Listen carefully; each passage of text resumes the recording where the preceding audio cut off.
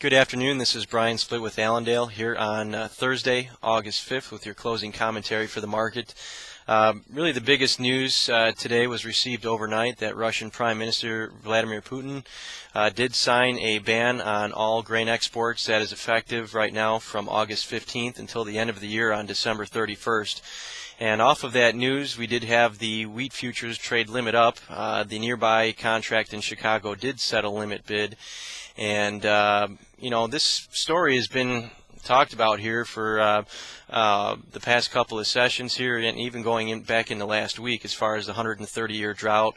All estimates right now seem to be coming around about 25% of their production was lost because of this drought as far as their wheat crop goes. So at this point now the trade is asking itself, okay, so if this market's been going up this whole time on ideas that Russia's going to ban exports, now that the news is out that they are going to ban it, is this a buy the rumor, sell the fact type situation, or is this market just going to keep going up here? So we really don't have any indication at this point of where this market wants to go, but with the market settling limit bid, that does not suggest that a top is in for the wheat market. Now, as far as corn goes here, we did have September corn close 3 1/4 higher at 403 1/2. December corn was up 3 cents at 418. The high on December corn today was 438 3/4, so that was over 20 cents off of today's high. Even though we did finish higher, you got to look at corn and say, all right, well, if wheat was limit bid at the close and corn only finished 3 higher and 20 off its highs, what does that mean?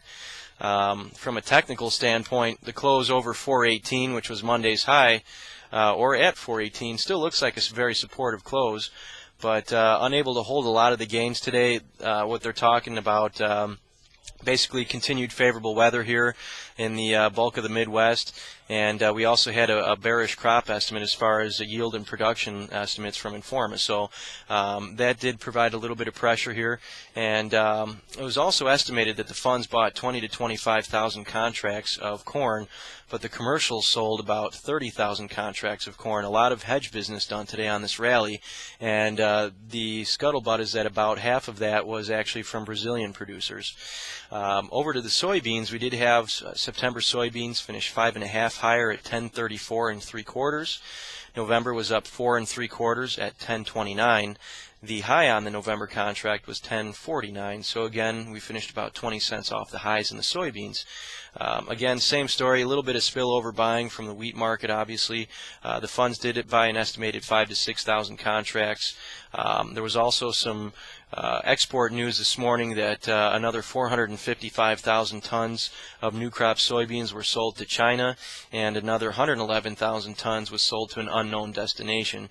But again, we're going to have favorable weather for the majority of the Midwest for the next 7 to 10 days, with the areas of concern being the Delta and the southern Midwest, where we are expecting some heat. Again, going to the wheat market, what else is there to say? The Russian wheat ban is the story of the day. September Chicago futures finished limit up.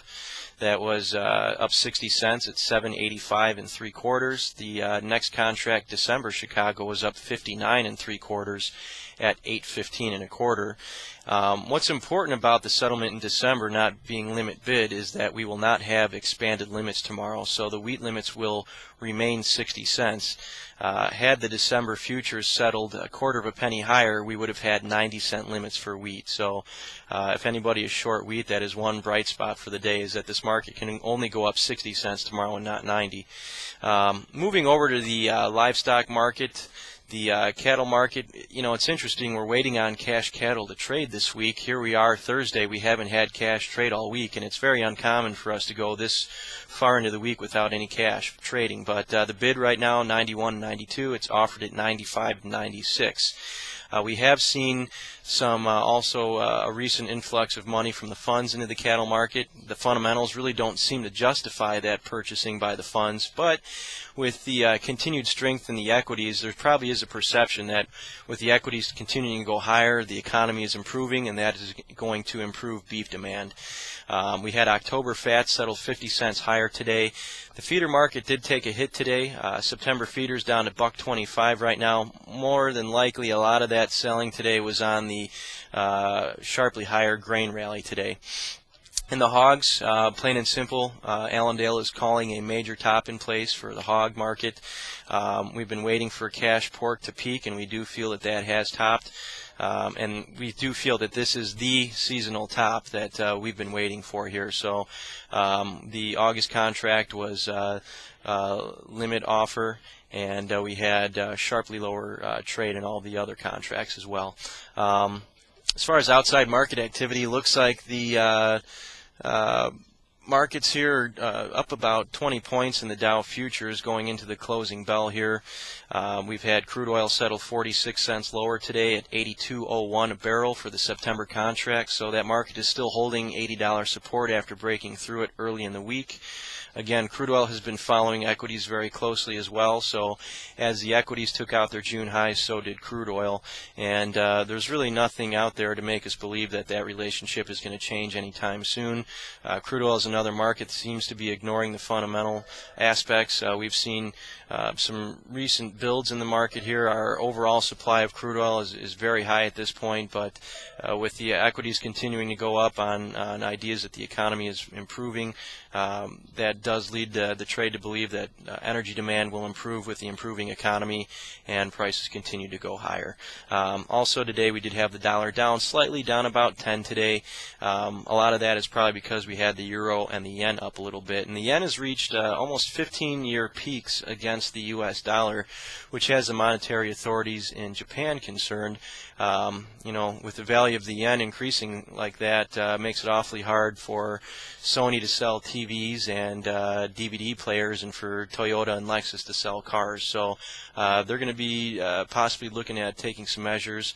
But the thing that's tricky for Japan and their monetary authorities is this rally is only against the U.S. dollar. It's not being seen against the euro or the Canadian dollar or any of the other currencies. So it's a tricky issue for the Japanese authorities there if they were going to take some action. But there's an awful lot of things going on in the market right now, whether it's grain, livestock, energy, equity, currency, more so than I can even mention on this recording. So if you want to talk in depth about anything that we discussed here, give us a call at the office here, talk to a broker. Our number is 1-800-2-MARKET. That's 1-800-262-7538. If you don't want to talk to anybody and you just want to know what we're thinking, then look at our research. Go online, www.allendale-inc.com.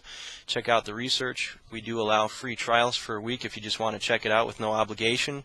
But really, the quality of our research and the price that we're asking for it, it's kind of a no-brainer. So again, 800-2-MARKET and www.allendale-inc.com. So good luck trading tomorrow. Tomorrow's close for the week should be an interesting one. All right, thank you.